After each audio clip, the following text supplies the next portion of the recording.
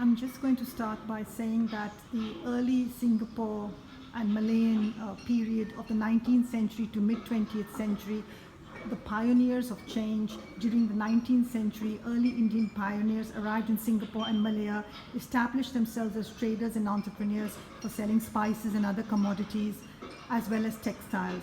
The colonial architecture and infrastructure of Singapore bear the impact or imprint of Indian labor. Indian prisoners also supplied the labor required to clear forests and construct colonial structures such as government offices, hospitals, prisons, bridges, roads, courthouses, ports, and there were so many other prisoners who were also skilled carpenters, bricklayers, blacksmiths, and draughtsmen.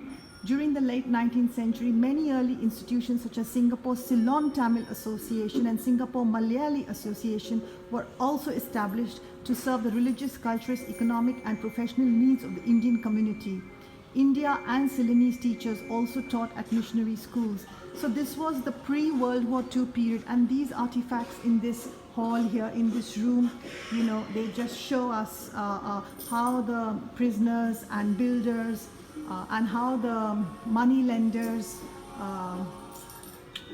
artifacts here just show us how the insurance and banking, and the first Indian bank was established in 1937 in Penang.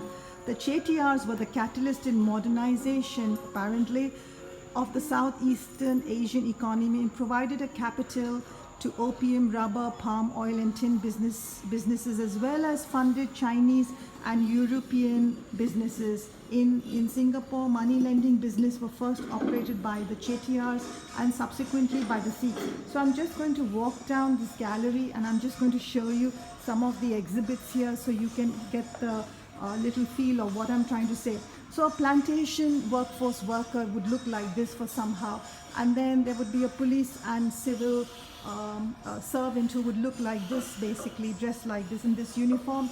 The colonial government in the Straits Settlement relied on the Indian subcontinent for much of its administrative support staff, and English educated Indians migrated to Singapore to serve as the police, military, medical, harbour and railway services, and to work as clerks, court interpreters, civil servants and educators.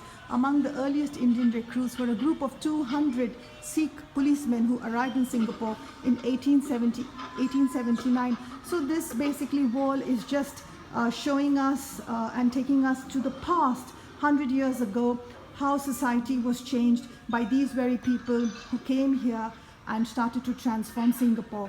Traders, and this is how would a professional be dressed over here, such as the judges and the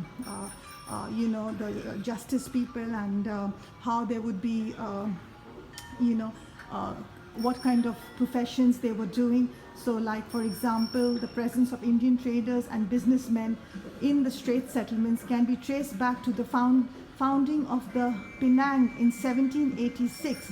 Since then, traders from the Coromandel and Malabar coast, commodity traders from Gujarat and textile merchants from Sindh and Punjab have established themselves in the Straits settlements and the Malaya from the 19th century onwards. From the 19th century onwards, and Indian Sri Lankan professionals, including surveyors, medical professionals and lawyers, also migrated to the Straits settlement in Malaya.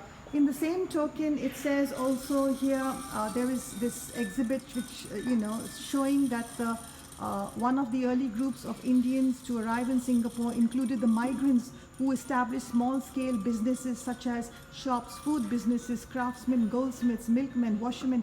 They were a common sight in the Seragon Road area, and they often operated from shop, houses, or along 5-foot ways. So basically, this country here absorbed everything what there was to offer, and basically adapted to suit the needs of the people here.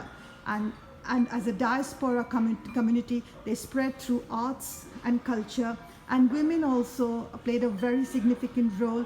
The narrative of Singapore's Indian community is generally male dominated. Chronicles of women are mostly obscure. But by the late 19th century, Indian traders and independent migrants to the Straits settlements were joined by the families. Colonial documents record women as penal inmates and plantation laborers during the mid 19th century. Indian women accounted for 30% of the arrivals by the 1920s, laying the foundation for permanent settlement and family structures. So that's how this society over here started to grow and build.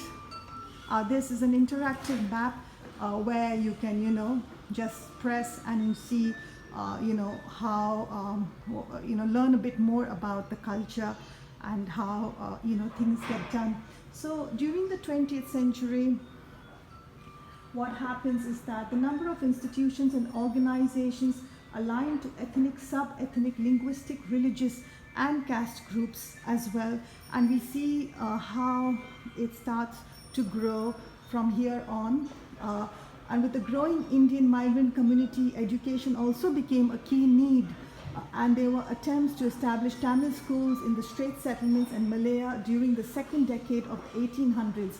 In Singapore, English and Indian regional languages, educators from the subcontinent played a very important role. Funding of education institutions such as Methodist Girls' School and the former Anglo-Tamil schools. So that's what they are showing, and here we can see some print culture documents that were signed, and I think this is Tamil language as well.